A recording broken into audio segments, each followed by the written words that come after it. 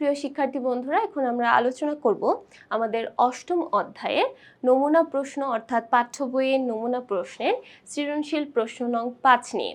তো এখানে আমরা প্রথমেই কয়েকটা লেনদেন দেখতে পাচ্ছি। যেমন প্রথমে বলা হয়েছে আগস্টের 1, নগদ আর ব্যাংক উদ্ধৃত দেওয়া আছে দুইটা, অর্থাৎ ব্যালেন্স বিডি যেগুলো আমরা লিখে থাকি সেই পরিমাণটা দেওয়া আছে।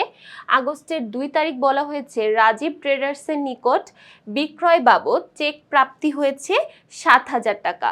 তার মানে রাজীব ট্রেডার্সের নিকট বিক্রি করেছি এবং ব্যাংকের মাধ্যমে বিক্রি করেছি, সো ব্যাংকে আমাদের টাকা এসেছে 7,000 টাকা। তারপর ব্যাংক থেকে উত্তোলন, যখন আমাদের এই উত্তোলনের সাইডে বলা থাকবে না যে এটা আমরা ব্যক্তিগত প্রয়োজনে উত্তোলন করেছি নাকি ব্যবসায় প্রয়োজনে উত্তোলন করেছি, এটা যখন উল্লেখ করা থাকবে না আমরা সেটাকে ধরে নিব অফিসের প্রয়োজনে উত্তোলন করা হয়েছে। সো এটা যদি অফিসের প্রয়োজনে উত্তোলন করা হয় সো এটা একটা কন্ট্রা এন্ট্রি হয়ে যাবে। সো আমাদের এখানে একটা কন্ট্রা এন্ট্রির জন্য লেনদেনটাকে প্রেজেন্ট করতে হবে। এরপর দেখতে পাচ্ছি পণ্য ক্রয় করা হয়েছে 5,000 টাকা এবং 5% বাট্টা। তো পণ্য ক্রয় 5,000 টাকা, 5% বাট্টা, এটাকে এই যে বাট্টার অংশটা, এই বাট্টার অংশটাকে আমাদের মাইনাস করে দেখাতে হবে। তাহলে প্রথমে আমরা যদি 5,000 টাকার 5% করি এখানে পাচ্ছি 250 টাকা। সো 5,000 টাকা থেকে 250 টাকা মাইনাস করলে আমরা পাবো 4,750 টাকা।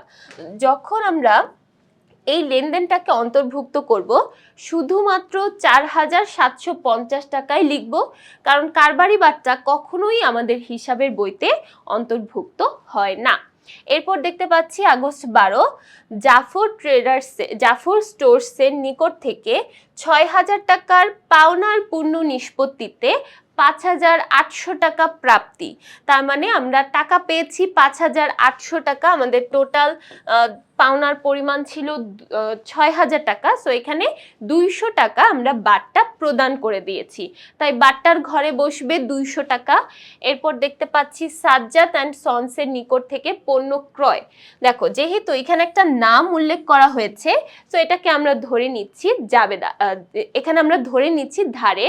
যদি না এই কথাটা লেখা থাকতো, দেখো পরের কথাতেই আবার লেখা হয়েছে নগদে পণ্য ক্রয় করা হয়েছে। যেহেতু আমরা এখানে দেখতে পাচ্ছি নগদ কথাটা উল্লেখ করা আছে, তাই কেউ যদি নগদ কথাটা না দেখতে পাও তাহলে কিন্তু তোমরা ধরে নিবে এটা ধারে হয়েছে। সো আমরা অবশ্যই প্রথমে ভালো করে প্রশ্নটা পড়ব, তাই যাতে এই কোনো লেনদেনই বাদ না পড়ে যায়। সো এই কথাটা যদি কেউ আমরা মিস করে যাই তাহলে কিন্তু আমরা পুরো অঙ্কটাই ভুল করে বসে থাকব। তাই অবশ্যই পুরো প্রশ্নটা ভালো মতো আগে পড়ে তারপর আমরা ম্যাথ করা স্টার্ট করব। তাহলে এখানে পুরোটাই কিন্তু নগদে হয়েছে, নগদে ক্রয় করা হয়েছে 3,500 টাকা। এরপর সেলিমা ট্রেডার্সকে পরিশোধ করা হয়েছে 4,300 টাকা এবং বাট্টা পাওয়া গেছে 200 টাকা। তাহলে দেখো আমরা যেহেতু পরিশোধ করেছি প্রদানের ঘরে লিখব 4,300 টাকা এবং বাট্টার ঘরে লিখব 200 টাকা। তারপরে ব্যাংক জমাতিরিক্ত পরিশোধ, দেখো ব্যাংক জমাতিরিক্ত উত্তোলন করেছিলাম, এবার সেটাকে আমরা পরিশোধ করে দিচ্ছি। তো ব্যাংক জমাতিরিক্ত পরিশোধ করলেও আমাদের কিন্তু ব্যাংকের মাধ্যমেই পরিশোধ করতে হয়, তাই এটার জন্য আমরা একটা কন্ট্রা এন্ট্রি দিব। তারপর দেখতে পাচ্ছি ব্যাংক জমাতিরিক্তের সুদ প্রদান। তো সুদ যখন আমরা প্রদান করি সেক্ষেত্রে আমরা সুদটাকেই প্রদান করে দিচ্ছি, এক্ষেত্রে আর আমাদের কন্ট্রা এন্ট্রির দরকার পড়ে না, তবে এটা আমরা প্রদান পাশে লিখে দিব। তারপর ব্যাংক চার্জ কর্তন করা হলো, এটাও কিন্তু আমাদের প্রদান পাশেই চলে যাবে। এবার আমরা দেখি উপযুক্ত তথ্য থেকে কন্ট্রা এন্ট্রির মোট পরিমাণ নির্ণয় করো। দেখো অলরেডি কিন্তু আমরা দুইটা কন্ট্রা এন্ট্রি পেয়ে গেছি। প্রথমটা দেখো লেখা আছে ব্যাংক থেকে উত্তোলন, এটা একটা কন্ট্রা, আবার ব্যাংক জমাতিরিক্ত পরিশোধ করা হলো, এটাও কিন্তু আমাদের জন্য একটা কন্ট্রা এন্ট্রি। তাহলে আমরা এখানে দুইটা কন্ট্রা এন্ট্রি পাচ্ছি, টোটাল কন্ট্রা এন্ট্রির পরিমাণ 15,000 টাকা। তাহলে এরপর চলে যাই আমরা খ নাম্বার প্রশ্ন। খ নাম্বারে বলা হয়েছে 1 থেকে 10, অর্থাৎ এই 4টা লেনদেনের জন্য আমাদের 2 ঘরা নগদান বই প্রস্তুত করতে হবে। তাহলে প্রথমে আমরা একটু দেখি 2 ঘরা নগদান বইয়ের আমরা যদি ছকটা দেখি, আমাদের 2 ঘরা নগদান বইয়ের এই হচ্ছে ছক এবং আমরা স্টার্ট করব 1 তারিখ থেকে। নগদ এবং ব্যাংক উদ্ধৃত 19,000 টাকা, 24,000 টাকা। নগদে উদ্ধৃত 19,000 এবং ব্যাংক উদ্ধৃত 24,000 টাকা। সো এখানে আমরা লিখব ব্যালেন্স বিডি আগস্টের 1, 19,000 এবং 24,000 টাকা। 2 তারিখ আমরা চেকের মাধ্যমে বিক্রয় করেছি, সো এখানে আমরা লিখব আগস্টের 2 বিক্রয় হিসাব, এবং আমরা যেহেতু চেকে বিক্রয় করেছি সো আমাদের ব্যাংকের ঘরে বসবে 7,000 টাকা, রাইট? হ্যাঁ, আচ্ছা, এরপরে ব্যাংক থেকে উত্তোলন করা হয়েছে, সো এটা একটা কন্ট্রা এন্ট্রি। আমরা প্রথমে দেখি ব্যাংক থেকে উত্তোলন করা হলে আমাদের জাবেদা হয় নগদান হিসাব ডেবিট এবং ব্যাংক হিসাব ক্রেডিট। তার মানে নগদের ডেবিট পাশে নগদের ঘরে টাকা বসবে। তাহলে প্রথমে আমরা ডেবিট পাশে নগদের ঘরে টাকা বসালাম 5,000 টাকা। এবার দেখো, যেহেতু নগদের ঘরে টাকা বসিয়েছি তাহলে এখানে উল্টা নামটা আমরা এখানে লিখে দিব। সো এটা হচ্ছে আগস্টের 5 তারিখের লেনদেন। ওকে, যেহেতু প্রথমে আমরা ডেবিট পাশে নগদের ঘরে টাকা বসিয়েছি, পরবর্তীতে আমরা আমাদের ক্রেডিট পাশের, তাহলে এখন ব্যাংকের ঘরে টাকা বসাবো 5,000 টাকা। সো ব্যাংকের ঘরে যেহেতু বসালাম এখানে আমরা উল্টা নামটা লিখব নগদান হিসাব। এবার দেখো, যেহেতু দুইটাই কন্ট্রা এন্ট্রি সো আমরা খতিয়ান পৃষ্ঠার ঘরে লিখব কন্ট্রা। আচ্ছা, এরপর চলে যাচ্ছি তারপরে পরবর্তীতে 10 তারিখে বলা হয়েছে পণ্য ক্রয় এবং 5% বাট্টা। পণ্য ক্রয় করলে সেটা আমাদের প্রদান সাইডে চলে যায়। সো প্রদান সাইডে আমরা আগস্টের 10 তারিখ ক্রয় করেছি। এবার দেখো, আমরা টোটাল ক্রয় করেছি 5% বাট্টা মাইনাস করে 4,750 টাকার। ওকে, তারপর দেখতে পাচ্ছি 12 তারিখ। আচ্ছা, এখানে যেহেতু আমাদের খ নাম্বার বলা হয়েছে 1 থেকে 10 তারিখ পর্যন্তই শুধুমাত্র এন্ট্রি করতে, আমরা 1 থেকে 10 তারিখ পর্যন্ত সবগুলো এন্ট্রি করে ফেলেছি। এবার আমাদের ব্যালেন্স নির্ণয় করার পালা। আমরা তাহলে ব্যালেন্সটা নির্ণয় করব। প্রথমে যোগফলটা দেখি। এখানে যদি আমরা যোগ করি 19,000 এবং 5,000, টোটাল দাঁড়াচ্ছে 24,000 টাকা। এবং এই সাইডে যদি আমরা যোগ করি তাহলে এখানে টোটাল দাঁড়াচ্ছে 31,000 টাকা। আচ্ছা, এবার এই ব্যালেন্সটাকে আমরা এই পাশে নিয়ে আসব, কারণ এই সাইডটাই বড় আমরা দেখতে পাচ্ছি, এই সাইডটা একদমই ছোট একটা অংশ। সো এইখানে আমরা প্রথমে ব্যালেন্সটা লিখে ক্লোজ করে দিব। আগে এই কাজটুকু আমরা শেষ করব, তারপরে প্লাস মাইনাস করে ব্যালেন্সিং করে ফেলব। আচ্ছা, প্রথমে ব্যাংকের ব্যালেন্সটা তৈরি করি। 31,000 টাকা থেকে যদি আমরা 5,000 টাকা মাইনাস করি তাহলে আমাদের ব্যাংকে ব্যালেন্সের পরিমাণ দাঁড়াচ্ছে 26,000 টাকা। এবার 24,000 টাকা থেকে যদি আমরা 4,750 টাকা মাইনাস করি তাহলে এখানে ব্যালেন্সের পরিমাণ দাঁড়াচ্ছে 19,250 টাকা।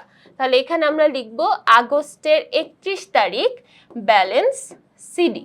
তাহলে আগস্ট মাসে যেটা ব্যালেন্স সিডি হবে, পরবর্তীতে সেপ্টেম্বরের 1 তারিখেই কিন্তু সেটা ব্যালেন্স বিডি হয়ে যাবে। তাহলে আমরা এখানে অবশ্যই ব্যালেন্স বিডিটা লিখে দিব 19,250 টাকা নগদে এবং 26,000 টাকা ব্যাংকের ব্যালেন্স।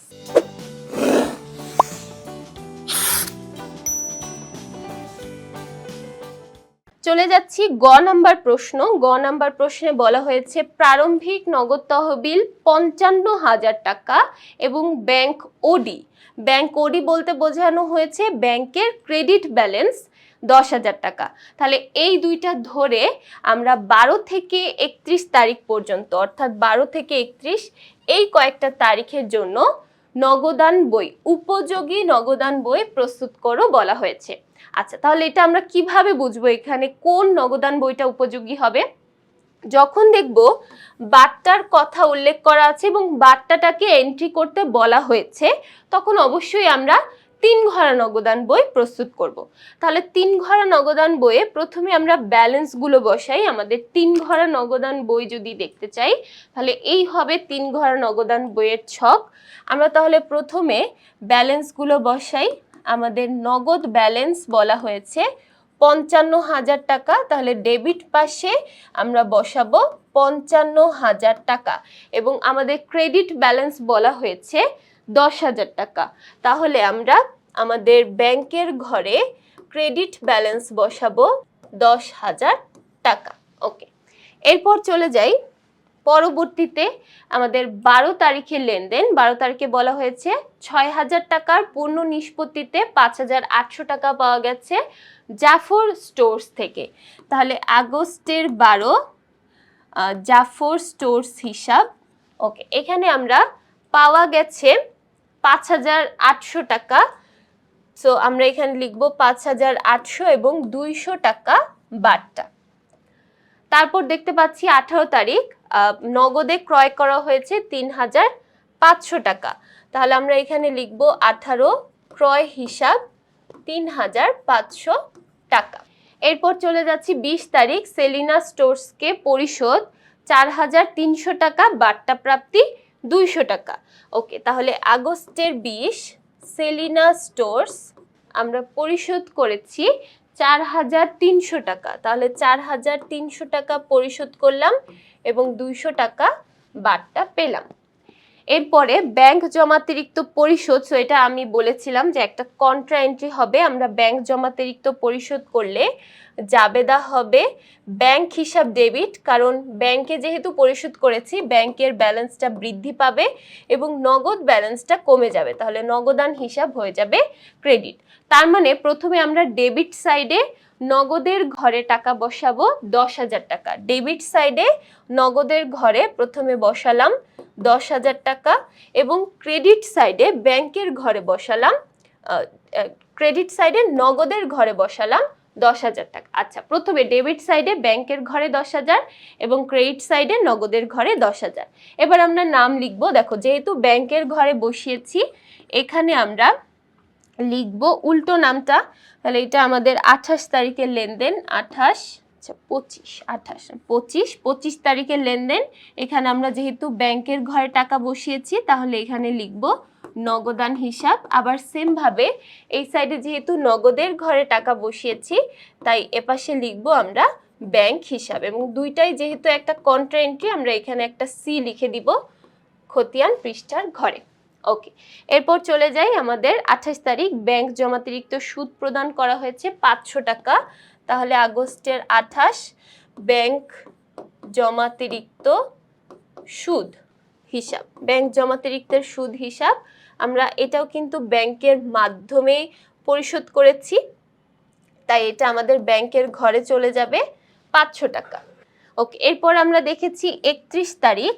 31 তারিখে বলা হয়েছে ব্যাংক চার্জ কর্তন করা হয়েছে 1,000 টাকা। সেম ভাবে এটাও কিন্তু চলে যাবে আমাদের প্রদান সাইডের ব্যাংকের ঘরে। এখানে আমরা লিখব ব্যাংক চার্জ হিসাব, ব্যাংক চার্জ হিসাব পরিশোধ করেছি 1,000 টাকা। ওকে, তাহলে এবার আমরা ব্যালেন্সিং করব। প্রথমে আমরা নগদ ব্যালেন্সটা তৈরি করি, কারণ নগদ ব্যালেন্সের পরিমাণ ডেবিট সাইডে বেশি। তাহলে 55,000 এবং 5,800 যোগ করলে দাঁড়াচ্ছে 60,800 টাকা। 60,800 টাকা। তাহলে 7,800 টাকাই আমাদের এইখানে ব্যালেন্স হয়ে যাবে 60,800। এবার দেখো 60,800 থেকে আমরা তাহলে একে একে মাইনাস করব 3,500, 4,300, 10,000 টাকা। তাহলে এখানে আমাদের ব্যালেন্সের পরিমাণ দাঁড়াচ্ছে 43,000 টাকা। এবার যোগফলটা, শুধুমাত্র যোগফল আমরা ক্লোজ করে দিব। আচ্ছা, এবার আমরা একটু ব্যাংকের দিকে তাকাই। দেখো, ব্যাংকের কিন্তু ক্রেডিট ব্যালেন্সটা আমরা বড় দেখতে পাচ্ছি ডেবিট ব্যালেন্সের থেকে। এখানে মাত্র 10,000 টাকা, কিন্তু এখানে কিন্তু দেখতে পাচ্ছি 11,500 টাকা। সো এই পাশটা আগে আমরা যোগ করে দিব। আমরা এখানে 11,500 টাকা লিখব। এই সাইডেও আমাদের 11,500 টাকাই বানাতে হবে। তো আমরা লিখে ক্লোজ করে দিব। এবার দেখো আছে 10,000 টাকা, আমাদের 11,500 টাকা বানাতে, তার মানে এই দিকে আমাদের ক্রেডিট ব্যালেন্স থাকছে। ক্রেডিট ব্যালেন্স তৈরি হচ্ছে 1,500 টাকা, অর্থাৎ ডেবিট পাশে আমাদের যোগ করে দিতে হচ্ছে। আচ্ছা, দুই পাশের ব্যালেন্সই আমরা পেয়েছি। এবার তাহলে আমরা লিখে দিব ব্যালেন্স সিডি, অর্থাৎ দুই সাইডে আমাদের ব্যালেন্স সিডি তৈরি হচ্ছে। তাহলে ব্যালেন্স সিডি লিখে দিব। তাহলে এবার দেখো আমরা আড়াআড়ি ভাবে পরবর্তী মাসের জন্য ব্যালেন্স লিখব, অর্থাৎ এই যে এই সাইডে আমরা 43,000 টাকা দেখতে পাচ্ছি, এই 43,000 টাকা চলে যাবে এই সাইডের ব্যালেন্সে এবং এই পাশে 1,500 টাকা চলে যাবে এই সাইডের ব্যালেন্সে। আচ্ছা, কিছুটা এরকম হবে, আড়াআড়ি হয়ে যাবে, অ্যাঙ্গেল উপায়ে আমরা ব্যালেন্সগুলো সাধারণত লিখে থাকি। তাহলে প্রথমে আমরা সেপ্টেম্বরের 1 তারিখ ডেবিট ব্যালেন্স দেখতে পাচ্ছি 43,000 টাকা নগদের ঘরে। তাহলে ডেবিট ব্যালেন্স 43,000 টাকা নগদের ঘরে লিখলাম। এবার ক্রেডিট ব্যালেন্স ব্যাংকের ঘরে দেখতে পাচ্ছি 1500 টাকা। তাহলে ব্যাংকের ঘরে ক্রেডিট ব্যালেন্স লিখে দিব 1500 টাকা। এবার ব্যালেন্স কিন্তু কখনোই আমরা ক্লোজ করে দিব না বা দুইটা দাগ দিয়ে ক্লোজ করব না, সবসময় এভাবেই রাখবো। এবং কেউ আবার ভুলেও কিন্তু এই দাগটা দিবে না। তোমরা যদি ভুলে যাও সেক্ষেত্রে পেন্সিল দিয়ে এই দাগটা দিয়ে বা রাফ করে করতে পারো, পরবর্তীতে অবশ্যই মুছে দিতে হবে। এই কাটাকাটি থাকলে কিন্তু নাম্বার কাটা যাবে। তবে তোমাদের বোঝার সুবিধার্থে রাফ করে তোমরা এই কাজটা করতে পারো। আচ্ছা, তাহলে এখানে আমরা দুইটা ব্যালেন্সই দেখেছি। এবার বাট্টার ব্যালেন্সটা একটু আমরা দেখি। বাট্টার ব্যালেন্স যদিও এখানে সমানই চলে এসেছে, কিন্তু কখনোই কিন্তু আমাদের সমান আসে না। সবসময় যে সমান থাকবে এবং সমান করতে হবে এমন কিন্তু না, বাট্টা সবসময় সমান থাকবে না। তবে আমাদের এই নগদ এবং ব্যাংকের ব্যালেন্সগুলো সবসময় নির্ণয় করতে হয়। বাট্টার ব্যালেন্স কখনো আমাদের নির্ণয় করার প্রয়োজন পড়ে না।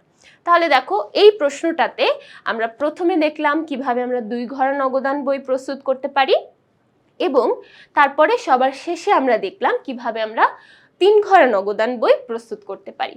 আশা করছি এই পুরো সৃজনশীল প্রশ্নটাই সবাই খুব ভালোভাবে বুঝতে পেরেছি। পরবর্তী পর্বগুলো দেখার জন্য সবাইকে আমন্ত্রণ জানাচ্ছি। সবাইকে ধন্যবাদ।